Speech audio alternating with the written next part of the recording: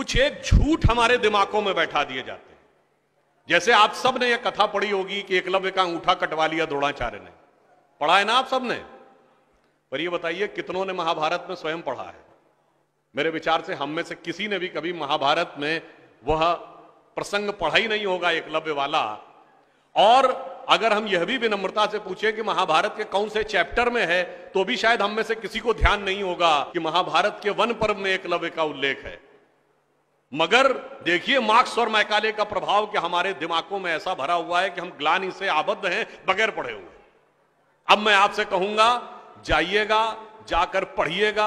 Available हो तो internet पे जाके सर्च कर लीजिएगा, ना हो तो राम जो महाभारत सीरियल आया था उसका एपिसोड जाके यूट्यूब पे देख लीजिएगा।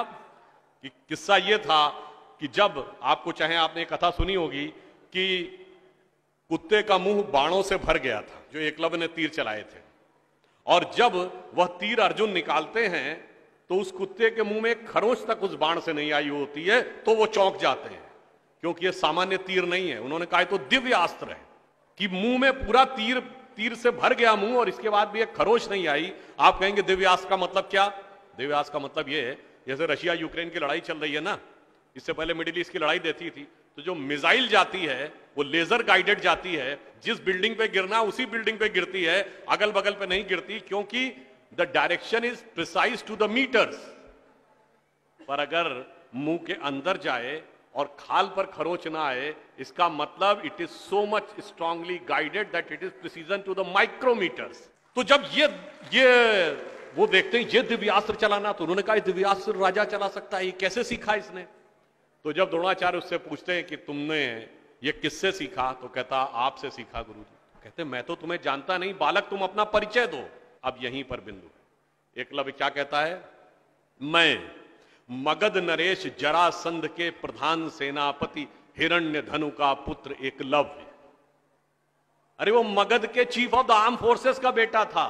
यदि आप ये कह रहे हैं कि वनवासी था, तो ये भी पूरा वाक्य तो पूरा करो कि वो सेना अध्यक्ष था। मगर देखिए कितनी चालाकी से छुपा लिया आधे तथ्य को, और उसके बाद हमारे दिमागों में भर दिया कि ये बहुत गलत किया गया। बताइए, हमारे हिंदू धर्म के दो महाकाव्य रामायण और महाभारत, दोनों का रचयिता कौन? रामायण का रचयिता महर्षि वाल्मीकि, जो संस्कृत के आदि कवि माने जाते हैं। आज जो वाल्मीकि समुदाय है वो किसमें आता है? शेड्यूल कास्ट में। महाभारत के रचयिता और वेदांत और मीमांसा के रचयिता महर्षि वेदव्यास, जिनकी मां मछुआरिन थी, वह समुदाय किसमें आता है? कुछ राज्यों में, दिल्ली में शेड्यूल कास्ट में, यूपी में अति पिछड़े में। तो मेरे भाई संत रैदास, नामदेव, कबीर, दादू, ये सब पूज्य संत हुए, फिर भी हमारे दिमागों में ये भरा जाता है। और कौन भरता है? वो लोग भरते हैं जो अपने यहां समाज के गरीब वर्गों की खरीद फरोख्त करते थे। और आपको यह भी बात बता दूं, जब हम कभी अपने यहां कहते हैं फॉरेन ट्रेवलर्स ने दिखाओ क्या लिखा है, तो मैं ये बात आपसे कहता हूं, इसको भी जाके चेक कर लीजिएगा।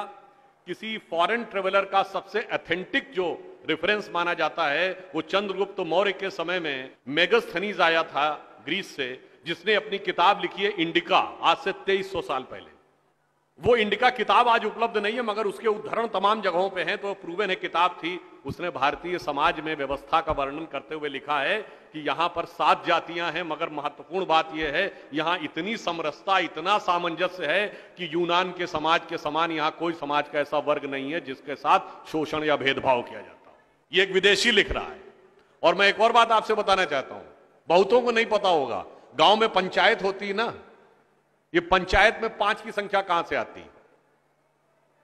ये 4 या 6 क्यों नहीं? 5 की संख्या जानते कहां से आती है? 4 वर्ण माने गए थे, तो किसी भी गांव में निर्णय लेना होगा तो चारों वर्णों का एक एक प्रतिनिधि होगा, और 5वां जानते कौन होगा?